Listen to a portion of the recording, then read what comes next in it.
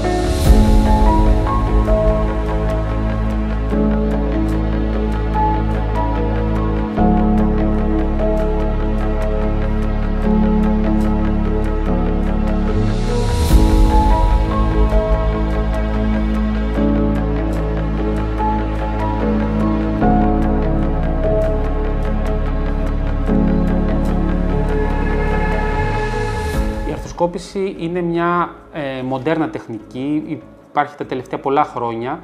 Είναι μια ελάχιστη επεμβατική μέθοδος που ουσιαστικά από δύο μικρές οπές μπαίνουμε μέσα στις αρθρώσεις, βλέπουμε σε επίπεδο 4K τι γίνεται μέσα στην άρθρωση, χωρίς να καταστρέφουμε ιστούς, διορθώνουμε τις βλάβες χωρίς να προκαλούμε βλάβη στους ιστούς, με αυξημένη φωτεινότητα και αυξημένη μεγέθυνση ώστε να λύνουμε όλα μας τα προβλήματα.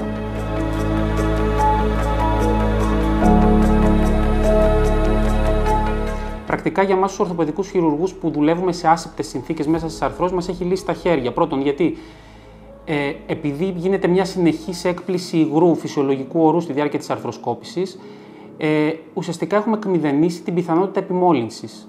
Άρα, 0 επιπλοκές, 0 μολύνσεις, τόσο καλύτερα για εμάς και τον ασθενή.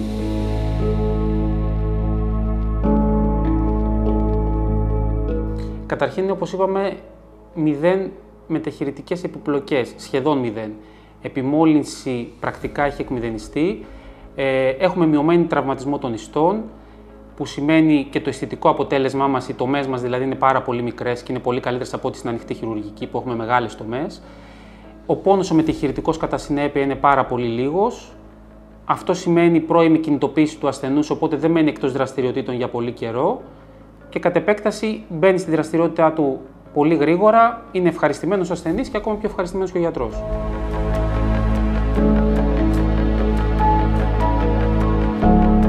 Η αρθροσκόπηση πρακτικά γίνεται σε οποιαδήποτε άρθρωση του σώματος. Ώμο, αγκώνα, πηχιοκαρπική, ισχύο, γόνατο, ποδοκνημική. Συνήθως όμως, και επειδή εκεί είναι τα μεγαλύτερα προβλήματα, εστιάζουμε στο γόνατο που είναι το πιο σύνηθες και το δεύτερο πιο σύνηθες είναι ο ώμος. Ουσιαστικά τι κάνουμε? Μπαίνουμε, τα εργαλεία που χρησιμοποιούν είναι στο επίπεδο των στυλών. Δηλαδή μπαίνουμε με δύο πολύ μικρές τομές εκατέρωθεν του επιγονατιδικού τένοντα μέσα στην άρθρωση. Οι τομές μας είναι όσο χρειάζεται για να μπει αυτό το εργαλείο. Βλέπουμε μέσα με την κάμερα, γιατί το ένα εργαλείο μας είναι η κάμερα, και με το δεύτερο εργαλείο χρησιμοποιούμε να διορθώσουμε οποιαδήποτε ζημιά υπάρχει μέσα στην άρθρωση. Είτε αυτό είναι μια ρήξη του μηνίσκου, είτε είναι ρήξη του χιαστού, είτε είναι χόνδρινες βλάβες, όπου κάνουμε και τις βιολογικές θεραπείες. Οτιδήποτε γενικά δούμε μπορούμε να το επιδιορθώσουμε μόνο αρθροσκοπικά χωρίς να ανοίξουμε καθόλου το γόνατο όπως γινόταν παλιά.